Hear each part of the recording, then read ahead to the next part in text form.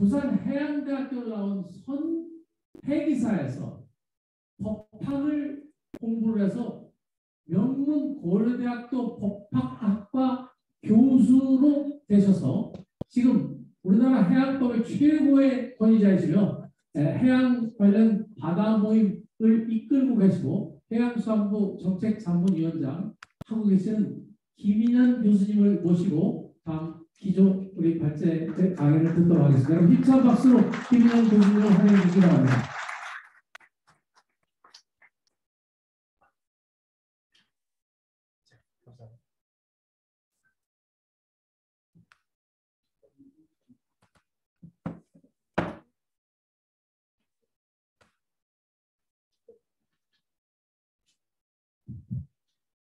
예, 여러분 반갑습니다. 저는 고려대학교 로스쿨 법학전문대학원에서 해상법을 강의하고 있는 선장 김인현 교수입니다. 반갑습니다. 오늘 완도에서 또 많이 올라오셨고 또 제경 완도 국민들 많으신 것 같습니다. 저도 고향이 경북인데요. 저 바닷가입니다. 축산항이라고 영덕 그럼 되게 많이 나는 영덕에 있는 어항의 축산항이 저희 고향입니다. 그리고 제가 어릴 때 우리 집에서도 수산업도 했고 또 뭐 어부이 집안이 그렇게 해서 여러분들하고 밀접한 또 관련이 그렇게 되어 있습니다. 제가 오늘 발표할 내용은 이제 해운과 조선이기 때문에 우리 완도하고 약간의 거리감이 있을지 모르겠습니다만 장보고 대사님하고는 아주 밀접하게 연결이 되어 있는 주제라고 제 생각이 듭니다. 오늘 좋은 이렇게 자리를 마련해 준 김덕용 이사장님 그리고 김재환 부이사님 모든 분들께 감사를 드립니다.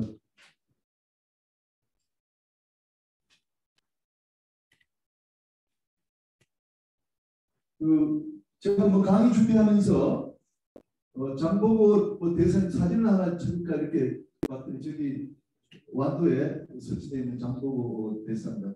그런데 보니까 뒷모습을 찍어놨어요. 그 사진이. 그래서 왜 뒷모습을 찍었나 보통 앞모습을 찍었을 텐데 이렇게 생각을 잠깐 했습니다. 이렇게 찍는 게 맞겠다. 장보고 대사님은 완도를 보고 계시는 게 아니라 저 일본이나 중국을 보고 계시기 때문에 이런 사진을 아마 완도 올렸지 않나 이렇게 생각이 듭니다. 그래서 장보고 대사 하면은 우리는 세계화, 글로벌화 이걸 우리가 이야기를 하게 됩니다. 우리 조선산업, 해운산업은 그야말로 국제화된 산업입니다. 오늘 홍승영 총장님께서 큰 그림을 그려주셨는데 저는 그 두 부분에 좀 이렇게 집중해서 좀 실무적으로 우리나라가 해운 조선의 세계적인 국가가 되려면 어떻게 하면 좋은가 문제점과 실천 방안에 대해서 좀 말씀을 드리겠습니다. 장보고 대사님이 우리나라 중국과 일본 우리나라를 제패할 때는 석박이 없었으면 안 됐을 겁니다. 그런데 장보고 대사님이 그 조선 기술이 뛰어난 것은 실질적인 자료는 없는 것 같아요. 그렇지만 우리가 그건 뭐 100% 그 중국에 가셨다는 사실 자체는 사람이 뭐 날아갈 수 없으니까 배로 갔다고밖에 될 수는 없는 거거든요. 그래서 굉장히 큰 그 선단을 갖고 계셨을 것이고 그 선단을 배를 만드는 기술이 통일신라가 대단했을 거라는 생각이 듭니다.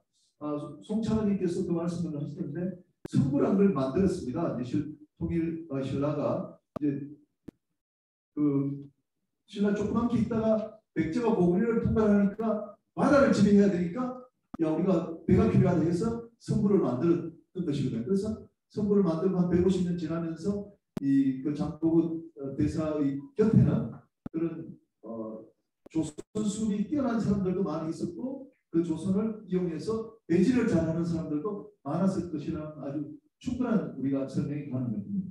그래서 오늘 제가 말씀드리는 해운과 조선이 하면서 바로 우리 장보고 대사님부터 나왔다고 생각되고 그 뿌리는 바로 여러분 완도라고 생각되는 박수 부탁드리겠습니다.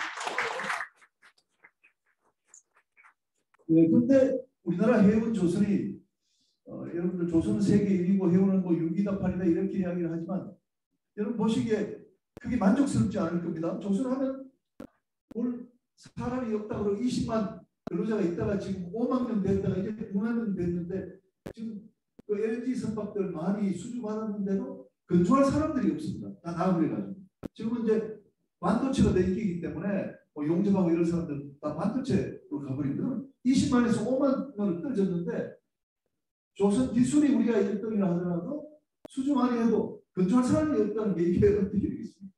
그러니까 이게 세계적인 글로벌 됐다고 말할 수 없지 않겠습니까? 해운도 마찬가지입니다. 우리 몇 년 전에 한진해운 그 건조합체를 쳐가지고 전 세계적으로 우리가 큰 또 피해를 줬었고 뭐 최근에도 물류 대란도 일어나서 운임이 10배 정도 뛰었습니다. 물론 이제 H&M이 돈을 많이 벌어서 지금은 괜찮긴 하지만 해운도 아주 불안하기 짝이 없는 그런 모습을 보이고 있습니다. 그래서 제가 오늘 왜 이렇게 해운 조선이 불안한가? 그럼 우리가 장보고 대사의 유지를 받들어서 글로벌화 돼야 되는데 어떻게 하면 되겠 것인가 한번 말씀을 드려보도록 하겠습니다. 해운 산업은 이 구조적인 문제가 있습니다.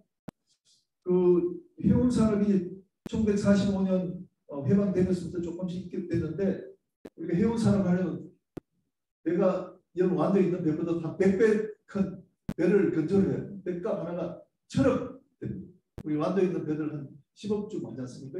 1,000억 되는 그 배를 마련해야 되는데 우리나라 해운하는 사람들 처음부터 돈이 없었습니다. 돈이 없는 분들이 그 선박을 이제 내가 소유를 하려고 그러니까 사올 수밖에 없었거든요. 일본으로부터 사오는데 일본 사람들한테 돈을 다 줄 수는 없고 한 10%만 주고 나서 90%는 내가 돈 벌어갖고 갚을게 한 15년 동안 이렇게 하고 배를 이제 사오게 됩니다. 근데 이제 돈을 버는 이제 운송업에 그 배가 투입이 되지 않습니까? 그러면 운임을 받아가지고 이제 선박의 가격을 할부로 뭐 10분의 1씩 10분 나눠주고 또 이자도 주고 이렇게 하는 겁니다.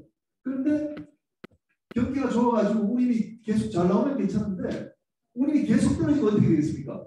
배가 풀 돈이 없는 겁니다. 배가 풀 돈이 없어집니다.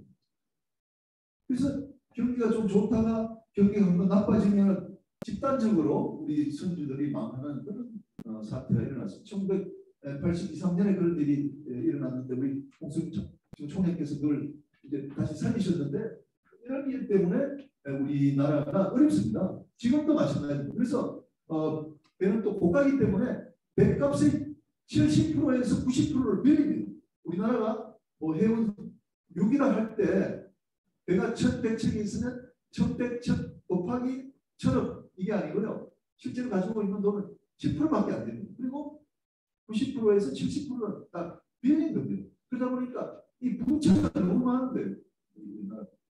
그런 어려운 문제도 있습니다. 그리스나 일본과 같은 나라는 이 역사가 오래됐지 않습니까? 그러다 보니까 우리보다도 안정적입니다. 배 한 척에 대해서 한 70%, 60%만 빚이고 우리는 90% 빚이다. 이렇게 여러분 이해하시면 됩니다. 그렇기 때문에 우리 해운업이라서 기본적으로 이게 어려운 것이다. 그리고 일본하고 우리하고 좀 비교를 합니다. 근데 일본은 이자율이 2%입니다. 우리가 높을 때는 10%까지 갔습니다. 아까 말씀드린 그 돈을 10%로 빌려와가지고 일본하고 경쟁해야 되는데 일본은 이자율이 2%면 그 금융 비용 때문에 우리가 당할 수가 없는 무슨 당연한 이야기라고 생각합니다.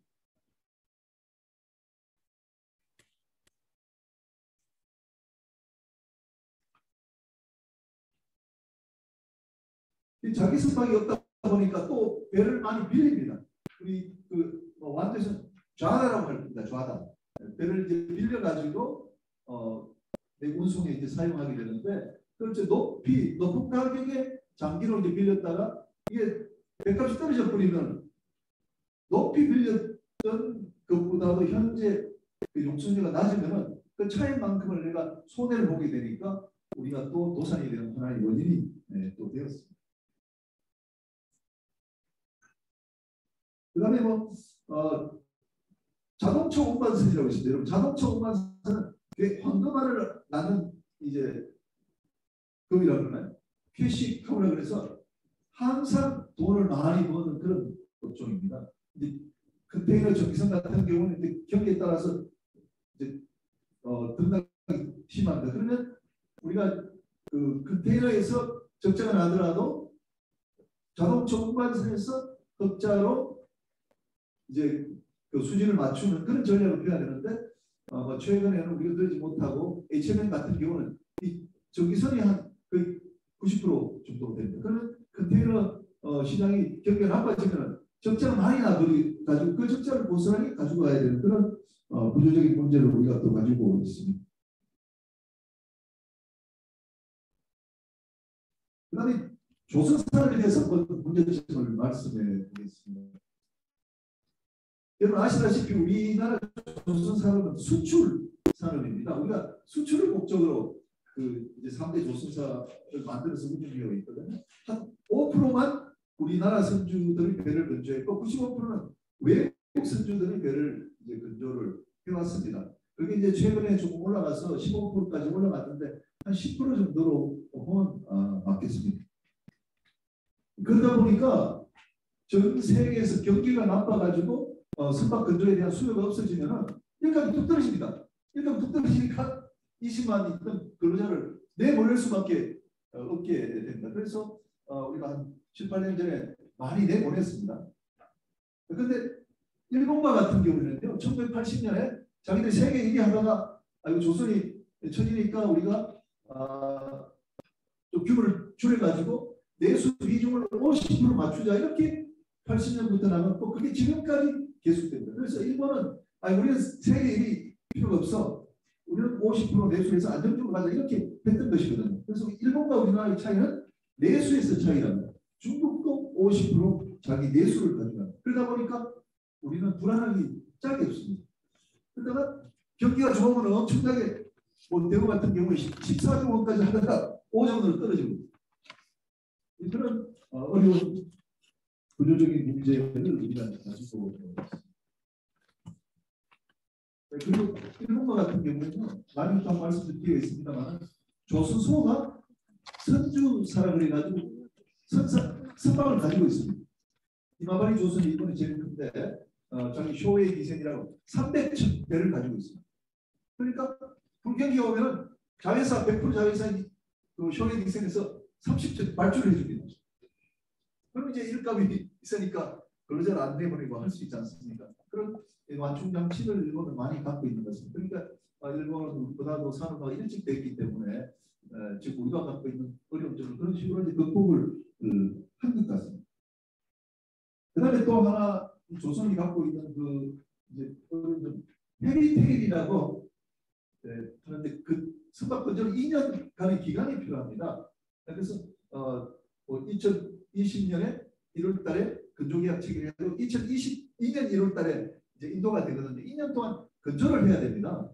그러면 이제 정상적으로 하려면 5분의 1 건조해서 5분의 1 그 건조 가격을 받고 그다음에 또 5분의 1 가격을 받고 나누어서 5등분해서 돈을 다 받으면 되는데 이게 경기가 안 좋으면 건조할 사람이 별로 없으면 이제 선주들이 내배 하나 건조해다오. 그렇지만 내가 돈은 마지막에 다 주겠다 이렇게 나거든요.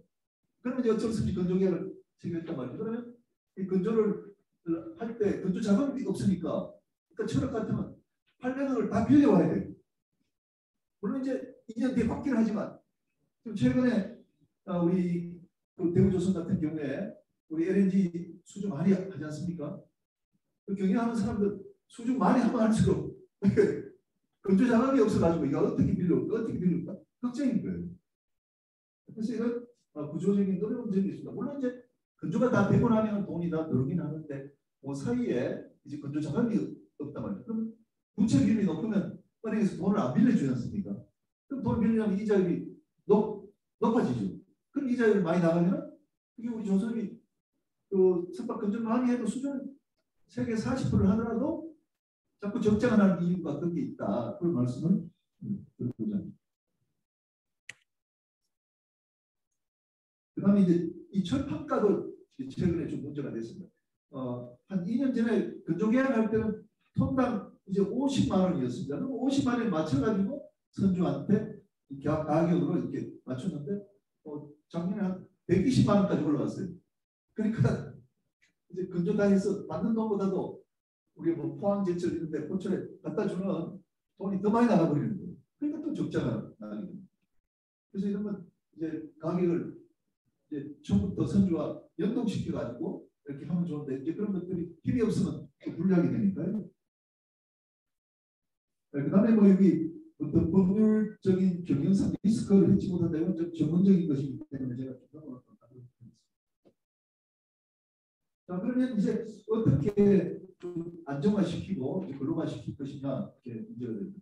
저는 그렇게 생각합니다. 우리가 글로벌 나가는 건 좋은데 우리가 뒷부분부터 잠그고 나가야 되지. 지금 우리가 뭐 4차 산업혁명 등등해서 자꾸만 앞을 보고 하는 경향이 있는 것 같아요. 그렇죠? 우리 자체를 더 탄탄하게 해두고 밖으로 나가야 되는 것이거든요. 그래서 안정화가 더 중요한 것이 아닌가 해서 안정화 방안에 대해서 좀 말씀을 드립니다.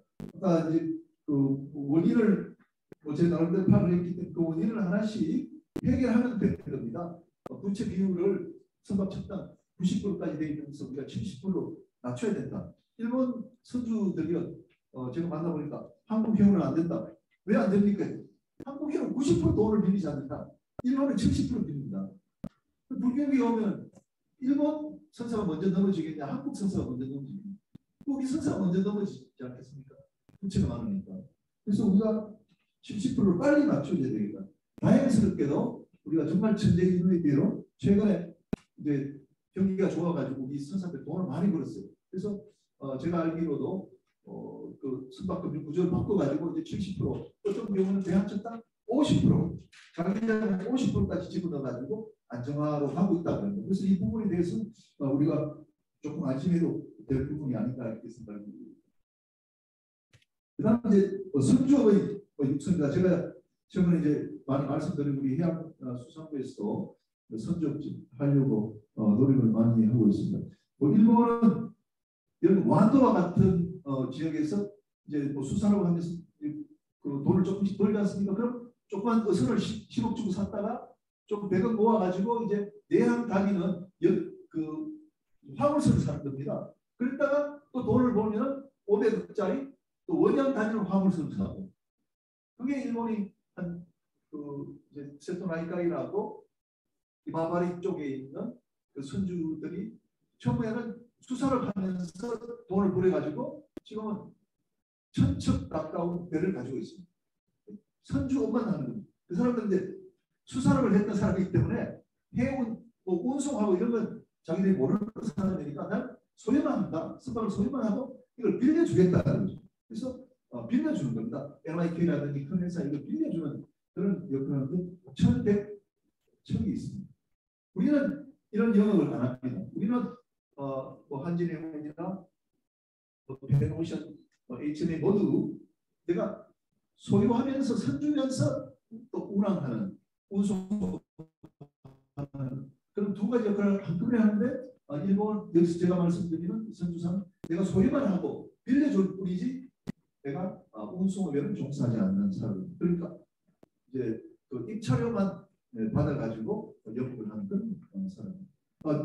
그래서 일본의 경우에는 이 사람들이 아주 튼튼하게 되어 있기 때문에 일본 해운을 지켜주는 버팀목이 됩니다. 그래서 이 사람들은 이제 NIK라든지 일본 큰 운항사들한테 배를 빌려주면 운항사들이 이제 전기 용선해서 용선료를 빌려주고 자기는 아까 우리가 말한 배를 소유하기 위해서 계속 뭐 15년에 걸쳐서 성과를 갚아나가는 일은 안 하는 거죠. 그러다 보니까 불경기가 오더라도 운항하는 사람들은 참 더 쉽게 버틸 수가 있는 것이죠.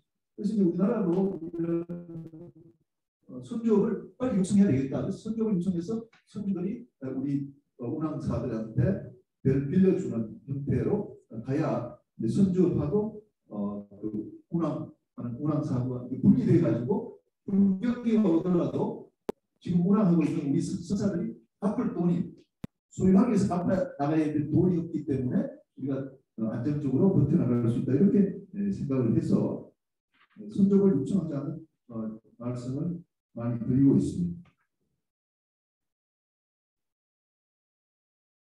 그다음에 이제 포트폴리오의 도입은 아까 홍 총장님께서 말씀을 많이 하셨습니다만 지금 이제 해운 회사가 바다에 운송만 하는 것이 아니라 터미널도 부두도 자기들이 소유하고 빌려줘가지고 또 수입을 얻기도 하고 또 항공 운송까지 이제 같이 하는 이제 그런 형태의 경우 빨리 그렇게 나가야 되겠다고 생각을. 그다음에 선대 규모에 대해서 좀 말씀드리고자 합니다.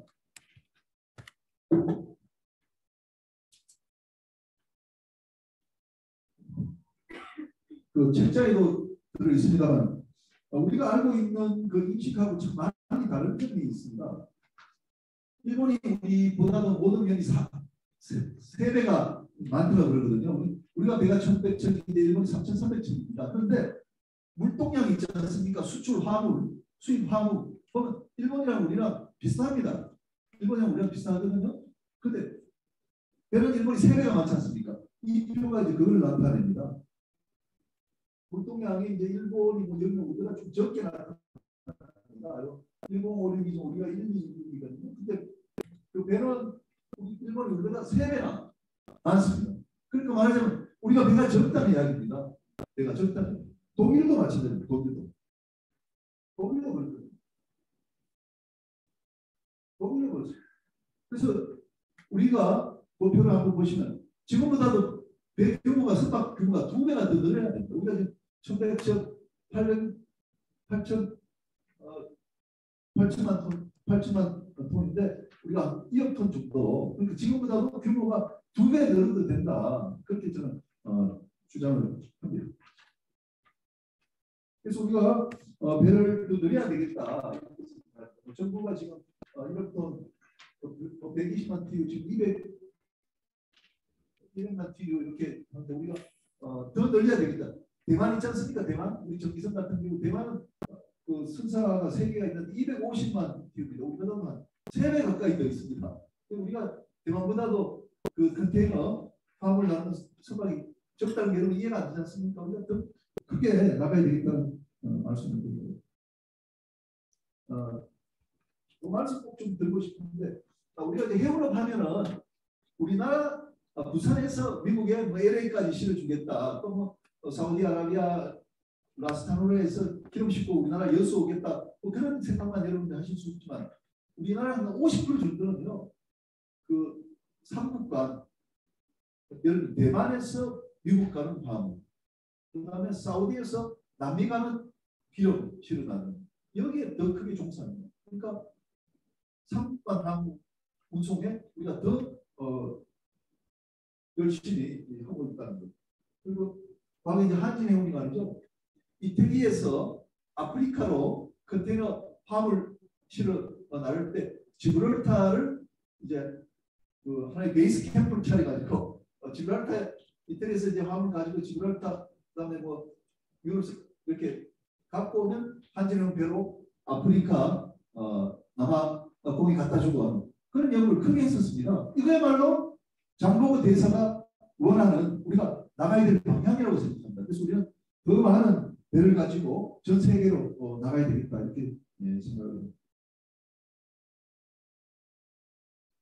그다음에 우리 화주와는 정말 좋은 관계를 유지해야 됩니다. 그다음에 조선산업입니다. 조선산업은 기술은 정말 초격차입니다. 우리가 뭐 LNG라든지 뭐 새로 우리가 도입되는 자율환 선박들은 정말 초격차로 잘 나가고 있습니다. 그렇지만 아까 제가 말씀드린 경영상 문제들만 잘 해결하면 정말 진정한 세계 1위가 되지 않겠나 이렇게 생각을 합니다. 그래서 일본의 이마바리 조선처럼 우리도 현대 중국 같은 데서 자기 자회사로 그 선사를 좀 만들자. 이때만 선사는 선주사입니다. 이제 운송하게 되는 현재 운송도 파트너들하고 충돌이 일어납니다.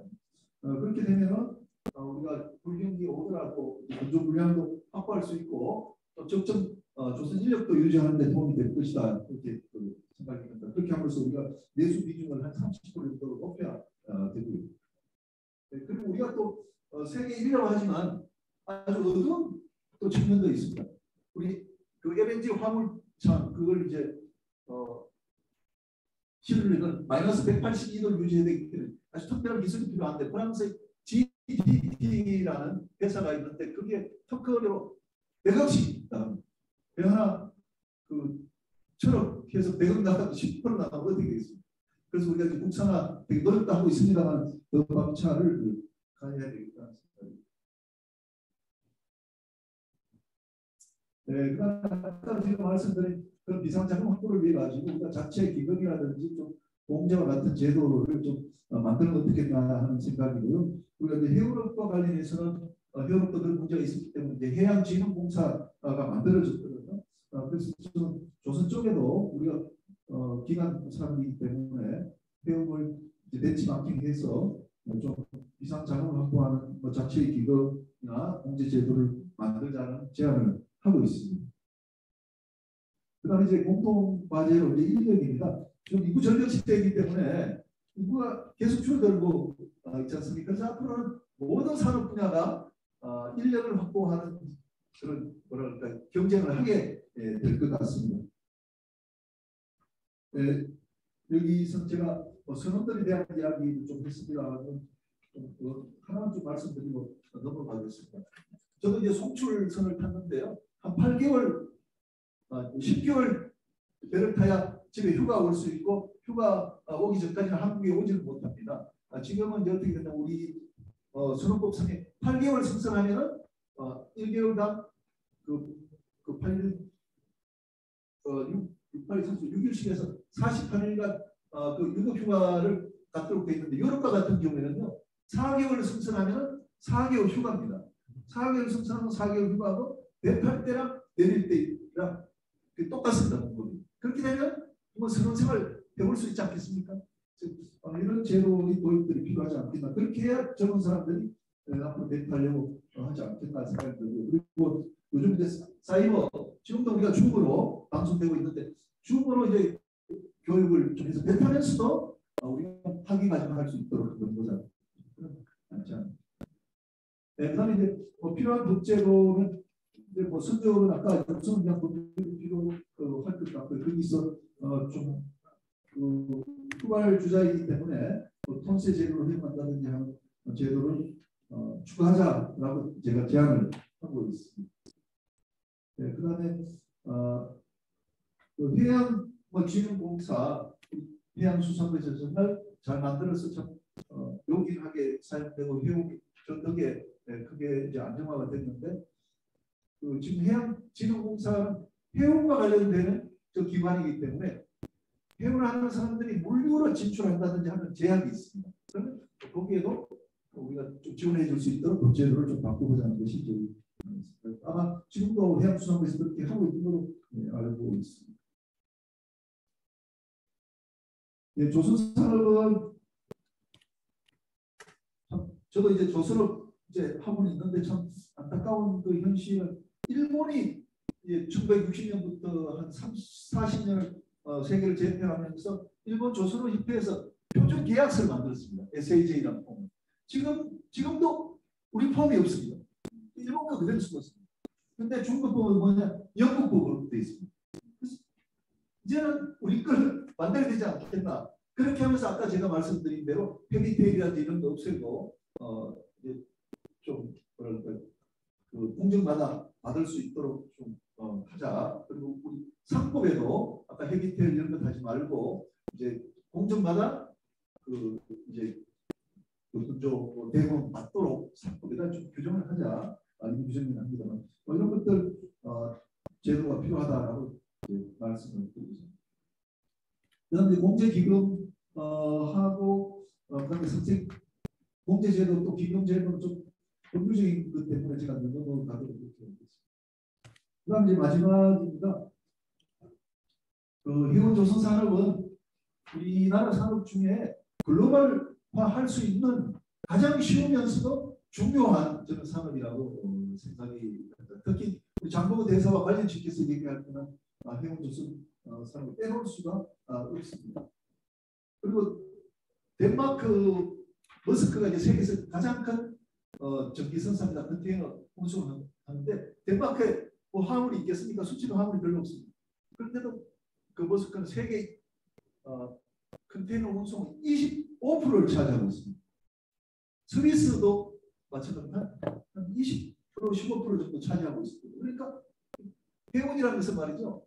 이게 아무것도 없어도 물동량이 없어도 이렇게 잘할 수 있다는 것입니다. 그러니까 이게 어떻게 보면 무주공산이라고 할 수 있는 것이거든요. 우리가 노력하기에 따라서는 얼마든지 세계를 제패할 수 있고 우리 매출을 많이 올 수 있는, 그리고 해외 진출을 우리 또 굉장히 많은 선배들이 해뒀지 않습니까? 우리 선원들, 또 원양 선원들, 또 원양 상세 선원들, 이 싱가포르에 가보면요, 해운하는 사람들 한 300명 정도 있습니다. 싱가포르에, 말레이시아도 있고, 전 세계적으로 해운하는 사람들 뻗어져 나가 있거든요. 그리고 뭐 해운은 선박의 매출 비율을 좀 낮춰가지고 안정적으로 가자 말씀을 포트폴리오를 좀 낮춰야 되겠다. 조선산업은 우리가 내수 비중을 올려야 된다.